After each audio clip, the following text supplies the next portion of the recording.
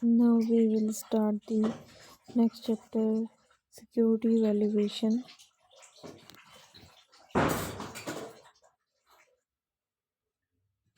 Introduction.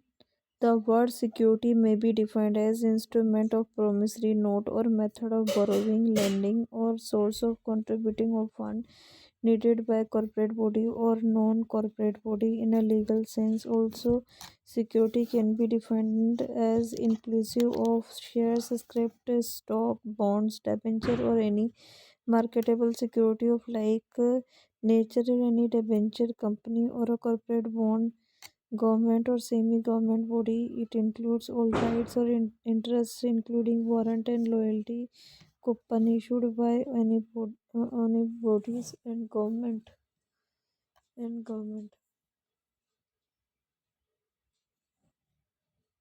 विश्व प्रतिभूति इस प्रकार परिभाषित किया जाता है कि प्रॉमिसरी नोट को एक साधन या उधार लेने देने, एक तरीका या कॉर्पोरेट निकाय या गैर कॉर्पोरेट निकाय द्वारा आवश्यक निधियों का योगदान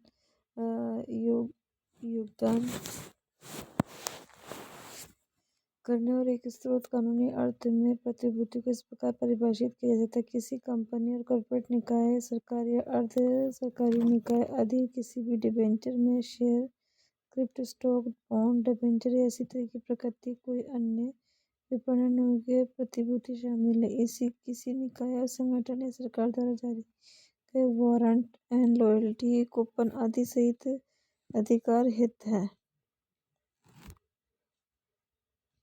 मीनिंग ऑफ सिक्योरिटीज। सुरक्षा का अर्थ क्या है कि a simple definition of security is any proof of ownership or debit that has been assigned as a value may be sold. Today, evidence of ownership is likely to be computer file, while once it was the written piece of paper. Or for example, for a holder, security represents an investment or an owner.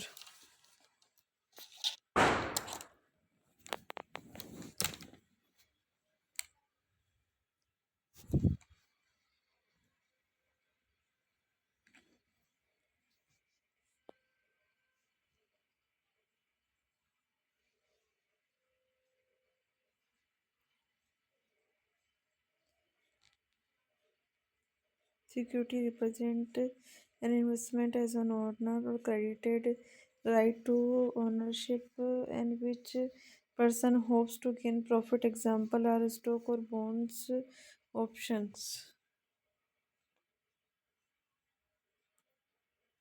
प्रतिभूति सहित सरल परिभाषा: स्वामित्व या debit card या कोई भी प्रमाण जिसे मूल्य दिया गया हो जिसे बेचा जा सकता है। अस्वामित्व एक प्रमाण कंप्यूटर फाइल होने की संभावना है, जबकि एक बार कागज का लिखित टुकड़ा था।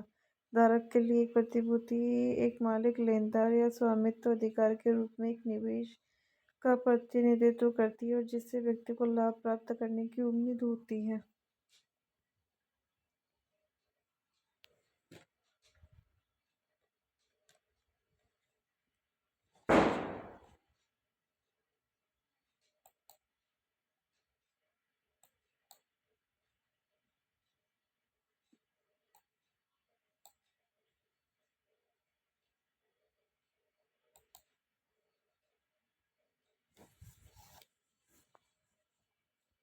The Security and Exchange Act 1934 provides more complicated definition. The term security means any note or stock, treasury stock, bonds, debenture, and certificate of interest or participation in any profit sharing agreement or in any oil, gas, and other mineral royalty and lease, any collateral trust certificate of deposit for security, any put or call straddle option privilege, or any security certificate of deposit or group or index securities. 1934 का प्रतिभूति और विनिमय अधिनियम जटिल और परिभाषा प्रदान करता है। शब्द सुरक्षा का अर्थ है किसी भी नोट, स्टॉक या ट्रेजरी स्टॉक बॉन्ड डिबेंचर ब्याज का प्रमाण पत्र किसी भी लाभ साझाकरण समझौते में किसी भी तेल गैस या अन्य खनिज रॉयल्टी या पट्टे में भागीदारी किसी भी संपार्श्विक ट्रस्ट प्रमाण पत्र या जमा का प्रमाण पत्र किसी भी पोर्ट कोल स्टैंडर्ड विकल्प या विशेष अधिकार के लिए किसी की सुरक्षा या जमा का प्रमाण पत्र या प्रतिभूतियों का समूह या सूचकांक। What is the valuation?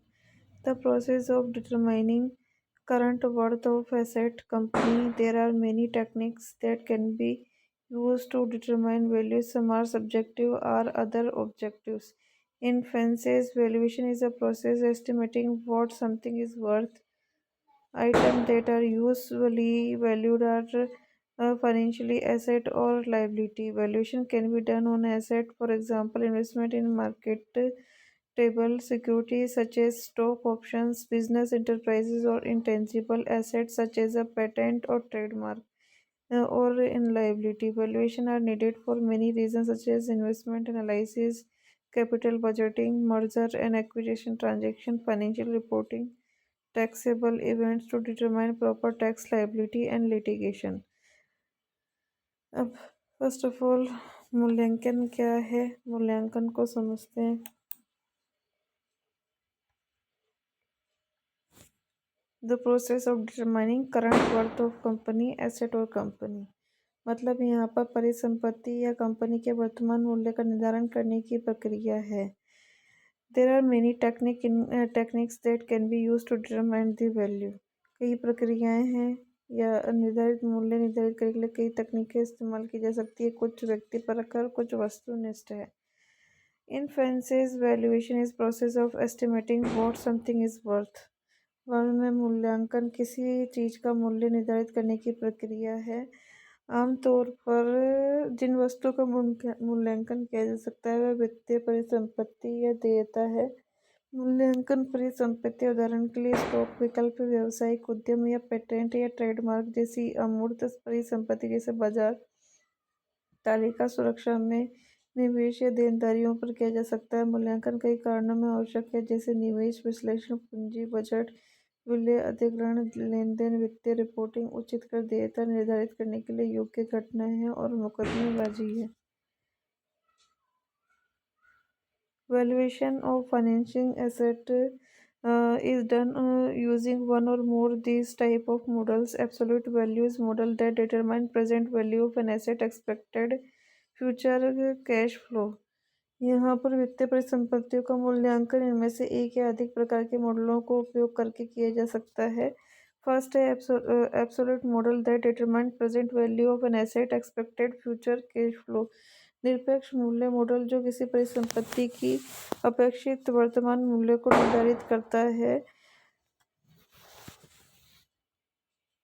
This kind of model table to general from multi-period models such as a discounted cash flow model or single period model such as a Gordon model, or these models rely on mathematical rather than price observation। इस प्रकार के model बहु अवधि model जैसे कि discounted cash flow model या फिर एक अवधि मॉडल जैसे गॉर्डन मॉडल से सामान्य रूप से भिन्न होते हैं। ये मॉडल मूल्य अवलोकन के बजाय गणित पर निर्भर करते हैं। मैं रिलेटिव मॉडल की बात करूं, model determine value based on observation market price similar asset. Operating processing pricing model are use for certain type of financial asset, warrant, put option और call option. Embedded option such as callable option are complex present value. The most common option pricing model are blank, school, Merton model and lattice value। सापेक्ष मूल्य model समान परिसंपत्तियों के बाजार मूल्य के अवलोकन के आधार पर मूल्य निर्धारित करते हैं। थर्ड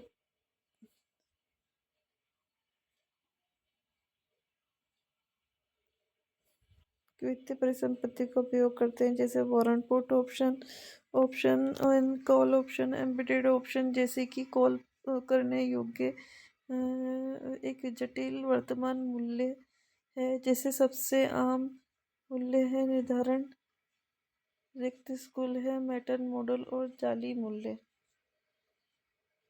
लेटिस एंड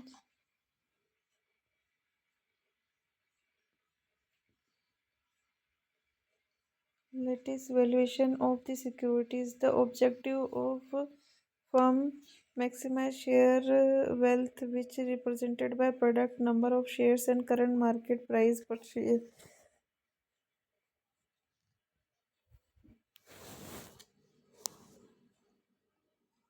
प्रतिभूतियों का मूल्यांकन किसी फर्म का उद्देश्य शेयरधारकों की संपत्ति अधिकतम करना होता है, जिसे शेयरों की संख्या और प्रति शेयर बाजार मूल्य के गुणनफल द्वारा दर्शाया जाता है कि W0 equals to N into P0.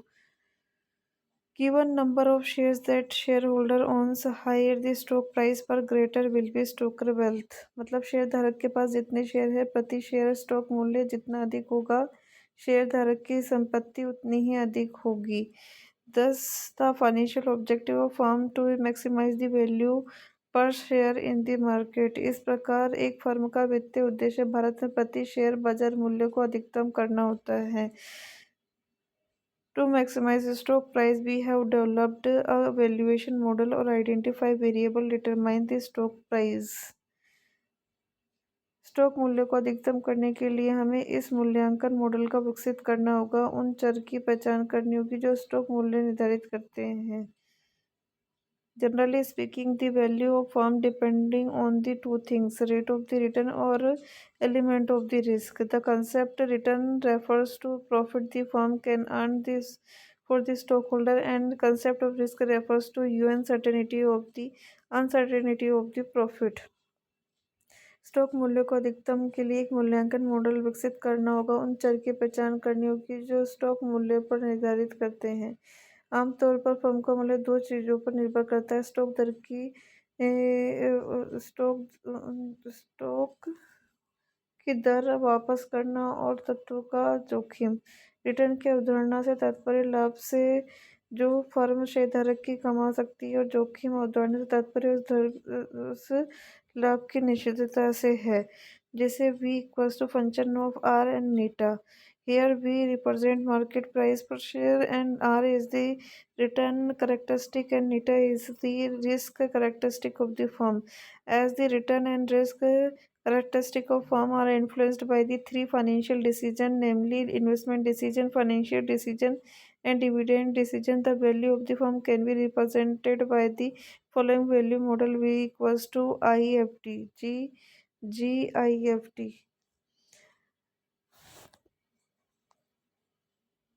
Return अवधारणा का तात्पर्य लाभ से होता है जो शेयरधारक के लिए कमा सकती है, और जोखिम की अवधारणा तात्पर्य इस लाभ की निश्चितता से है. V equals to R in नीटा. V प्रति शेयर बाजार मूल्य प्रतिनिधित्व करता है. R रिटर्न विशेषता से है. नीटा फर्म की जोखिम विशेषता से है. क्योंकि एक फर्म की रिटर्न जोखिम विशेषताएं तीन वित्तीय निर्णयों पर प्रभावित होती है, अर्थात निर्णय, वित्त पोषण निर्णय, विभाजित निर्णय. फर्म के मूल्य निम्नलिखित मूल्यांकन मॉडल के रूप में दर्शाया जा सकता है. V equals to GIFT. Next we will understand concept of the value. The term value has been used to convey variety of meaning, different meaning. The meanings of the value useful different purpose. The various concept of value discussed below. मूल्य शब्द का इस्तेमाल कई तरह के अर्थों से व्यक्त करने के लिए किया जा सकता है. मूल्य का अलग अलग अर्थ अलग अलग उद्देश्यों के लिए उपयोग होती है. मूल्य विभिन्न अवधारणाओं की चर्चा की गई है. सबसे पहले है book value. Book value of the securities is an accounting concept. मूल्य शब्द का अर्थ कई तरह से अर्थों को व्यक्त करने के लिए किया जा सकता है, जिसमें वही मूल्य का किसी सुरक्षा का वही मूल्य एक लेखांकन अवधारणा है. Book value of equity share is equal to net worth of firm divided by number of equity share, where the net worth is equal to equity capital plus free reserve.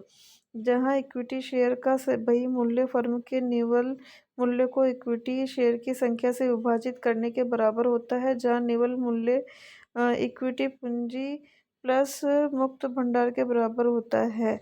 The market value may be fluctuate around the book value but may be higher if future prospect are good. बाजार मूल्य वही मूल्य के आसपास उतार चढ़ाव कर सकता है, लेकिन भविष्य की संभावनाएं अच्छी होने पर ही ये अधिक हो सकता है. Next, we understand the market value. The market value of an asset or security is the value which is can be sold at present. किसी परिसंपत्ति या सुरक्षा का बाजार मूल्य वह है जिस पर उसे वर्तमान में बेचा जा सकता है. It is argued that actual market price appraisal of knowledgeable buyer and seller who are willing to support their opinion with cash.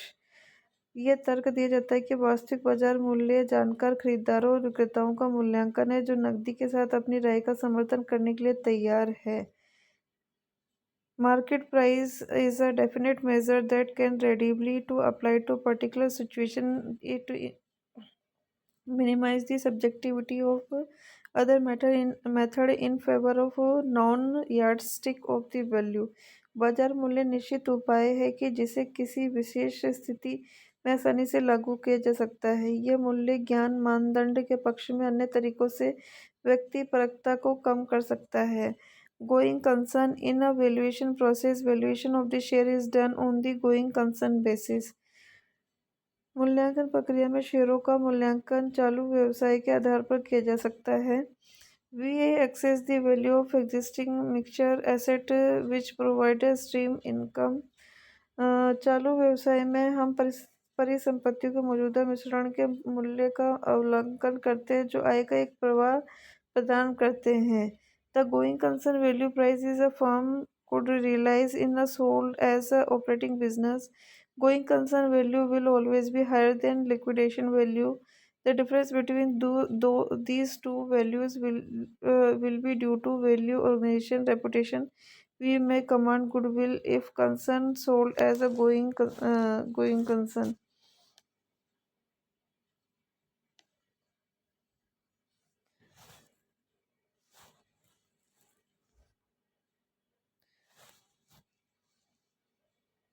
मूल्यांकन एंड चालू व्यवसाय मूल्य वह मूल्य है जो फर्म महसूस कर सकती है कि यदि यह एक चालू व्यवसाय के रूप में बेचा जा सकता है और बेचा जा सकता है.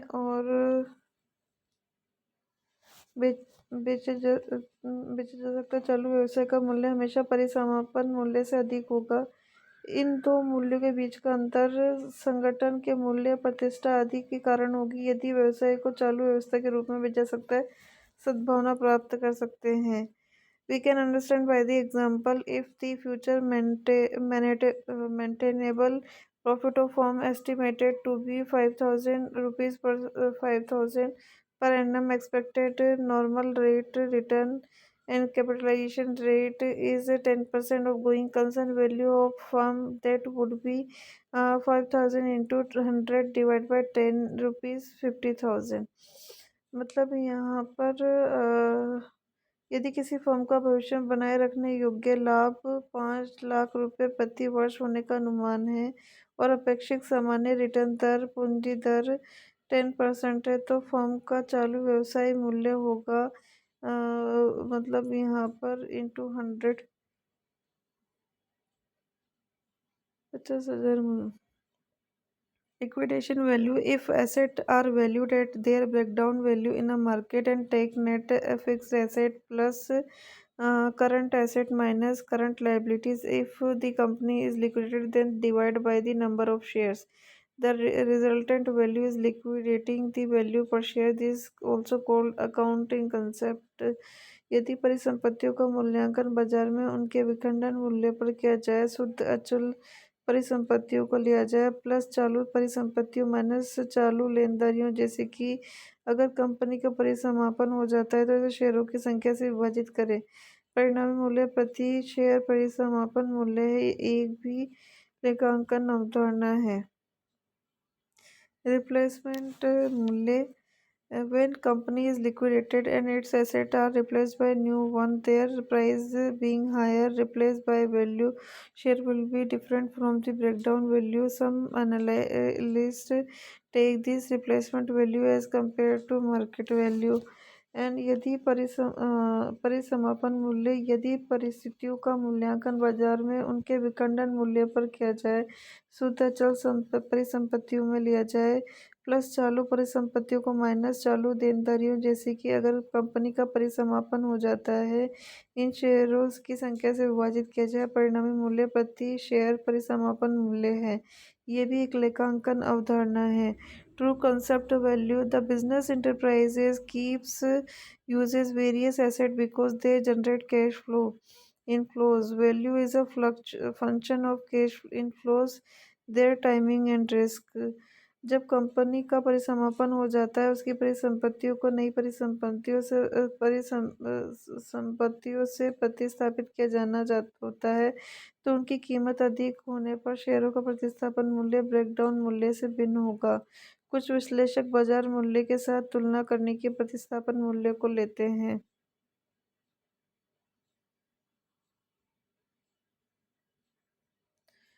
एक व्यावसायिक और उद्यम विभिन्न परिसंपत्तियों को रखता है, उनका उपयोग करता है, क्योंकि नकदी और प्रवाह उत्पन्न करती है। मूल्य नकदी प्रवाह उनके साथ जोखिम का कार्य करता है। जब नकदी प्रवाह को उसके समय जोखिम के हिसाब से आवश्यक रिटर्न देता है, छूट दी जाती है, तो परिसंपत्ति का उचित मूल्य या वर्तमान मूल्य प्राप्त होता है। मूल्यांकन प्रतिभूतियां जैसे वित्तीय निर्णय लेने में वर्तमान अवधारणा जो प्रतीकात्मक से प्रासंगिक है।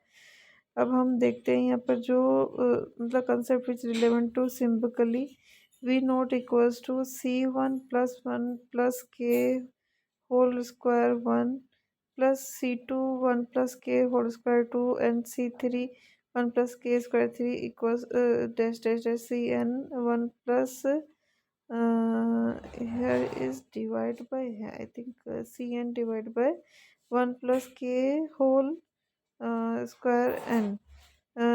इस तरीके से इस फॉर्मूले को हम समझे तो summation of T equals to 1 and C1 divide by 1+K whole square T, where we note value of asset at time 0, C1 C2 C3 expected cash flow in period 1 to 3 and as so number के discount rate applicable cash flow and expected life of the asset and t time period. Example: investor who has a 10% discount rate would value asset that is expected to provide annual cash inflow of rupees 1000 per year for next 10 year as being worth rupees 6145 calculated below.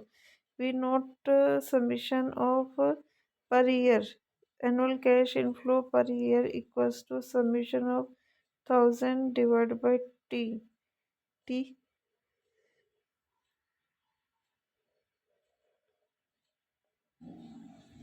10। तो addition function हमने लगाया 10 year t equals two year.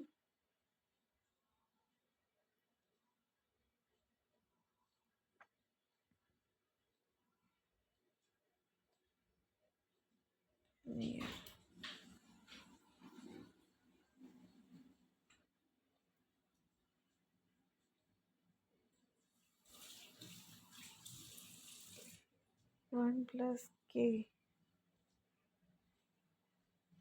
के discount rate 10%।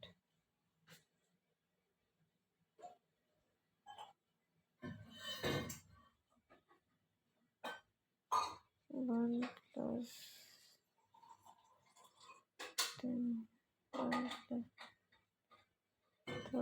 to 6145 bond और debenture valuation. ये तो bond or debenture value: a bond is a instrument or debt instrument by the business house or government unit. The bond may be issued at par, premium, discount. The value is a amount stated face value of bond। हम यहाँ पर bond को समझते हैं।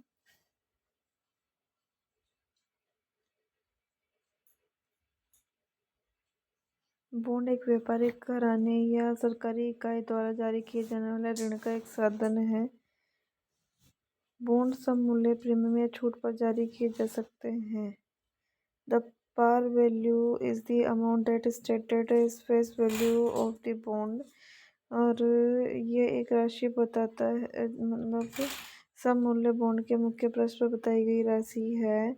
and it states amount of firm borrower promise to repay at the time of maturity. And ये राशि बताता है जो फर्म उधार लेती है और परिपक्वता के समय चुकाने का वादा करती है। The bond carry a fix rate interest payable eight fix interval of time. Interest is calculated by multiplying value of bond is with rate of interest. और बॉन्ड पर निश्चित समय पर अंतराल पर ब्याज की एक निश्चित दर होती है। ब्याज की गणना बॉन्ड के मूल्य को ब्याज दर से गुणा करके प्राप्त की जाती है। Bond valuation is generally called debt valuation because features that distinguish bond from other debt are primarily non-financial in nature. ब्याज की गणना बॉन्ड के मूल्य गुणा करके की जाती है। बॉन्ड मूल्यांकन को आमतौर पर ऋण मूल्यांकन कहा जाता है क्योंकि बॉन्ड को अन्य ऋणों से अलग करने वाली विशेषताएं मुख्य रूप से गैर वित्तीय प्रकृति की होती है।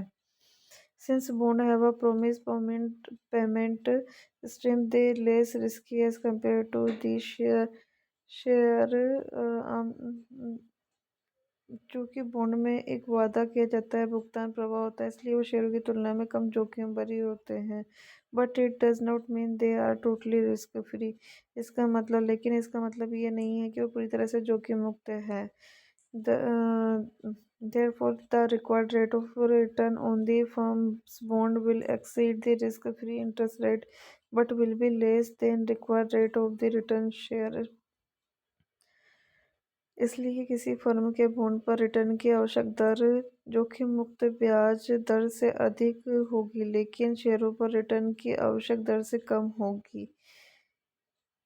Difference is in required rate of return among the bond of the different companies is case by different in default risk. The value of bond depend upon the discount rate. It will decrease with every increase in discount rate. The लेकिन इसका मतलब ये नहीं है कि पूरी तरह से जोखिम मुक्त है। इसलिए किसी फर्म के बॉन्ड पर रिटर्न की आवश्यक दर जोखिम मुक्त ब्याज दर से अधिक होगी, लेकिन शेयरों पर रिटर्न की आवश्यक दर से कम होगी। बॉन्ड का मूल्य छूट दर पर निर्भर करता है। ये छूट दर प्रति वृद्धि के साथ घटेगा। मूल्यांकन का उद्देश्य से बॉन्ड को दो श्रेणियों में वर्गीकृत किया जा सकता है: bond with maturity period, bond with perpetuity and bond with maturity period. मतलब यहाँ पर बॉन्ड परिपक्वता अवधि वाले बॉन्ड, शाश्वत बॉन्ड और परिपक्व अवधि वाले बॉन्ड। जब बॉन्ड की परिपक्वता when the bond have definitely maturity period, valuation is determined by considering annual interest payment plus its maturity value. Following formula can be used to determine the value of bond। जब bond की परिपक्वता अधिक निश्चित होती है तो इसका मूल्यांकन वार्षिक ब्याज भुगतान और इसके परिपक्वता मूल्य को ध्यान में रखकर किया जाता है। और बॉन्ड का मूल्य निर्धारित करने के लिए निम्न सूत्र का प्रयोग किया जाता है: VD is R1 plus K D whole square one power one and R2 1 plus K D whole square two and RN 1 plus kd whole square and mn 1 plus kd whole square and the summation of rt divided by जाते हैं 1 plus kd whole square t n plus 1 plus kd whole square and t equals to 1, where vd equals to value of bond and debt r1 r2 and it is annual interest rate, interest in period of 1 to 2, and kd is required rate of return, and m is maturity value of bond, n is number of year maturity. It must observed from the above equation as they become large in become difficult to calculate 1 plus kd 1 plus kd calculate करना मुश्किल होगा। We can make use the present value target value given at the end of chapter. Simplify our calculation. VD R is ADF, function is I or N or M,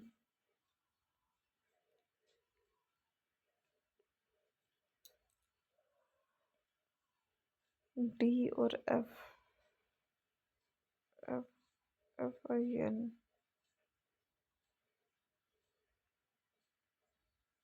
Symmetrically.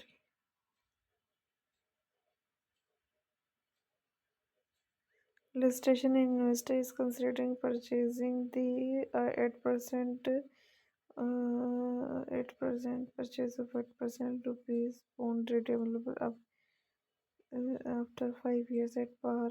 Investor required to return 10%. What should be willing to pay now? Purchase the bond.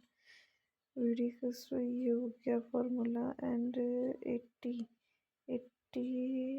R1 is equal to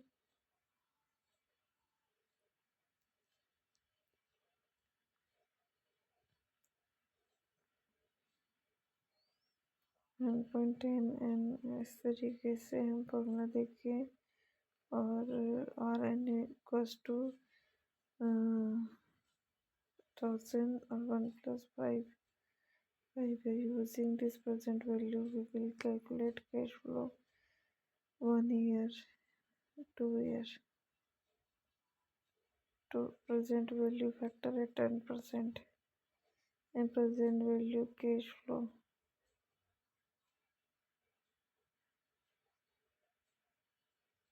Thus 5,000 0.621 and 621 total present value of cash flow equals to 924.20.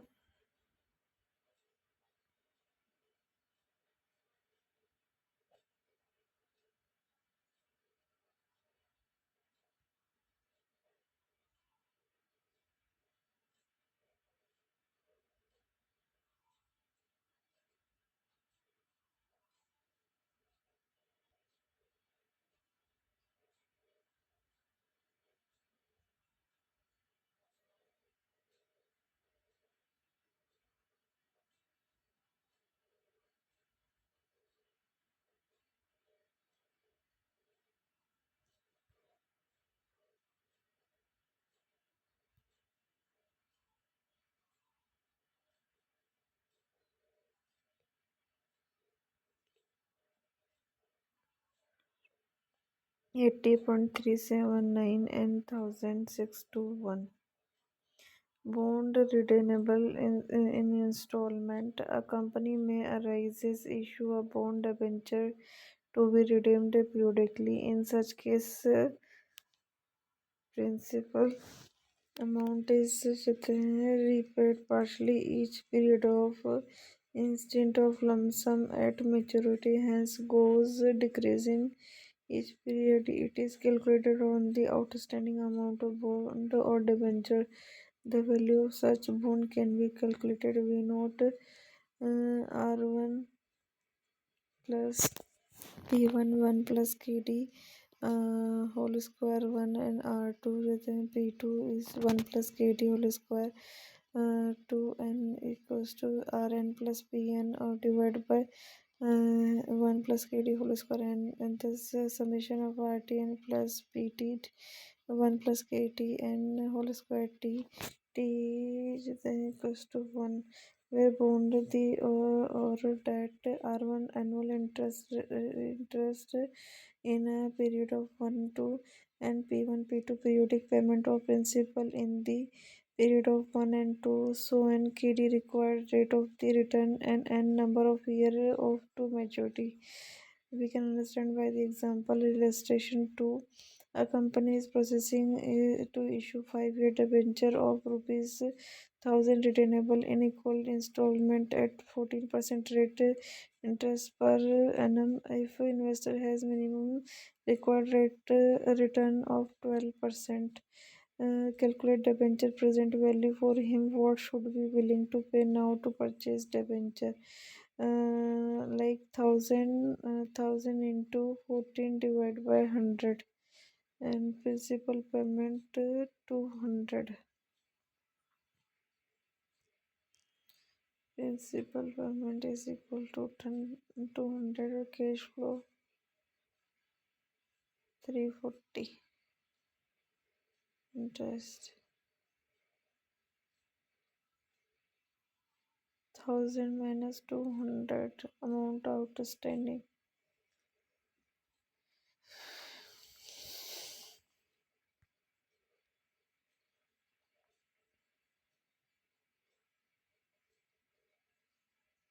Eight one 1000 minus 200 800 800 का 14%। सो बराबर principal payment यहाँ पर 200 है।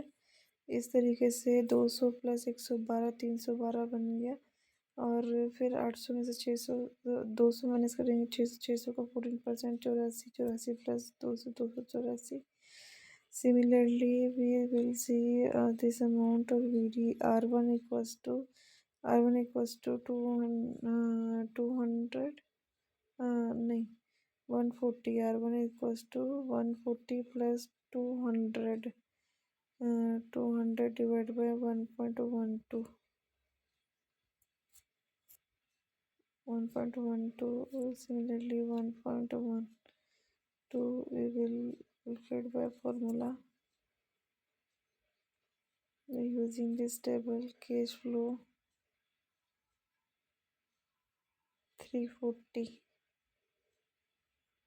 cash flow 340 PV factor at 12%, PV factor at 12%,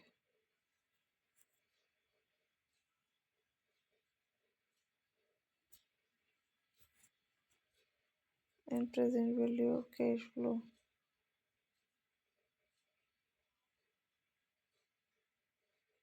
Using the present value table, we can calculate VD, present value of cash flow debenture.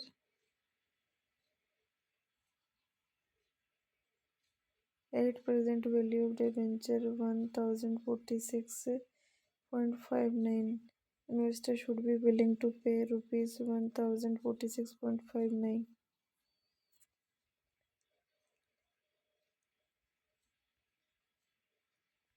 Bond in propensity. The propensity bond are bond which never mature, have a infinitive maturity period. Value of such bond simply discounted value.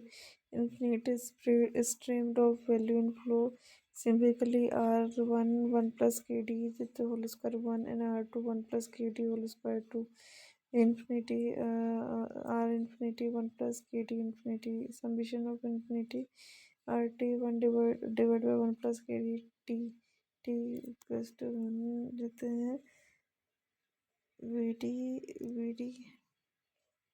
R divide by देते हैं KD। VD value of bond debenture and required KD is required rate of the return and R1 interest rate at period 1 and interest rate of 2. Annual interest rate has perpetual bond of the face value is 1000. He receive interest rate of rupees 60 annually. What should be value of required rate is 10%. R 10%. R equals to the rate of interest is 60 annually and 10% point and 6. So relationship between required rate of return and coupon interest rate. We have observed that earlier bond or debenture influenced by coupon or fixed rate of interest payable on the bond.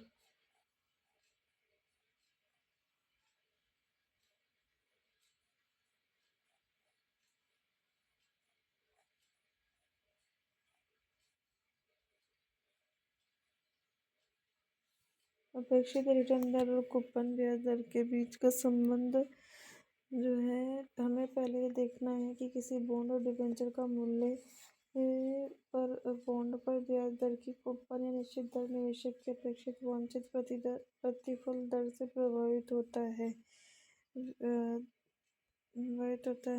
And this relationship between required rate of return coupon interest rate can thus be summarized as below. इस प्रकार अपेक्षित प्रतिफल दर coupon या ब्याज दर के बीच संबंध को नीचे संक्षेप में प्रस्तुत किया जा सकता है। First is if investor required to rate of return and coupon interest rate are same value of debt shall be equal to face value or paid value as case may be. यदि निवेशक की अपेक्षित प्रतिफल दर और coupon ब्याज दर समान है तो ऋण का मूल्य उसके अंतिम मूल्य से चुकता मूल्य के बराबर होगा, जैसा भी मामला हो। If required rate return is higher then interest rate payable on bond, debenture value of bond shall be lower than its face paid up value। यदि अपेक्षित प्रतिदर बॉन्ड या डिबेंचर पर देय ब्याज दर से अधिक हो तो बॉन्ड का मूल्य उसके अंकित मूल्य से चुकता है। If required rate return is lower than interest rate payable on bond और debenture, the value of bond shall be higher than its paid up value. The relationship can be explained by with help of following illustration. यदि अपेक्षित return पर bond debenture देय ब्याज दर से कम है तो bond का मूल्य उसके अंकित मूल्य से चुकना अधिक होगा और उसका संबंध निम्नलिखित उदाहरण की सहायता से समझाया जा सकता है। What face value of debenture, annual interest rate, debenture maturity period. What is the value of debenture, required rate of return 12% and required rate of 15%। ₹1000 की बात करें तो 12% 5 साल में हमें कैसे निकालना होगा।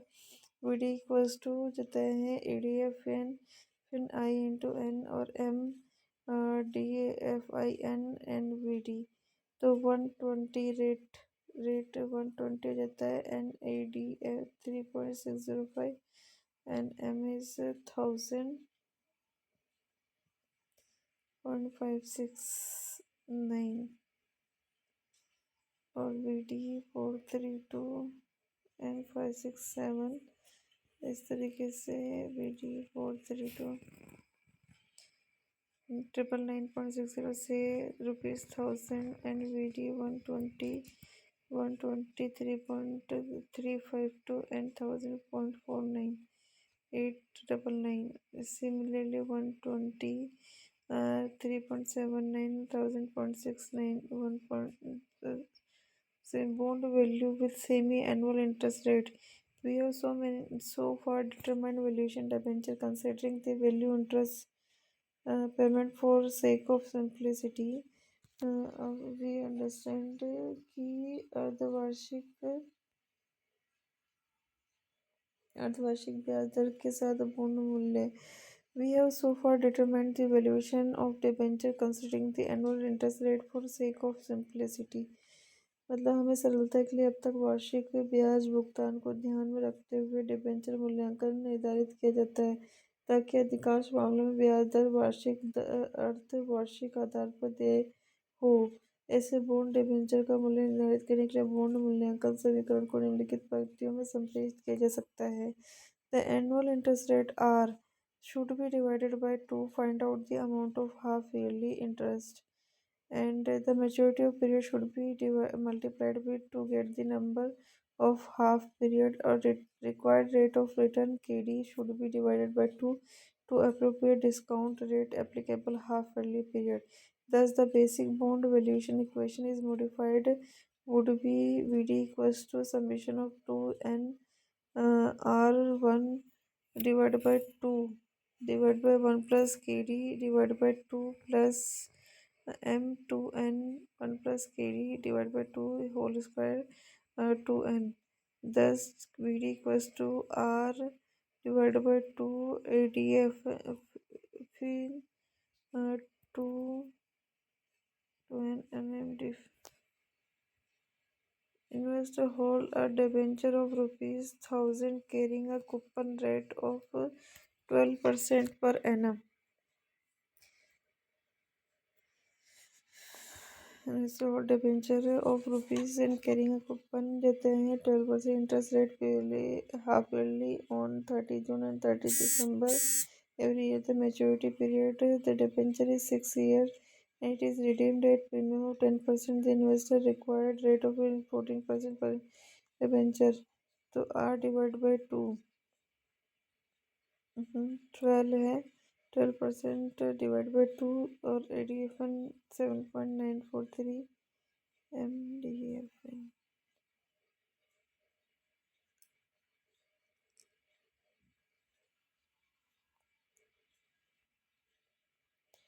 50 मतलब इन्वेस्टर रिक्वायर्ड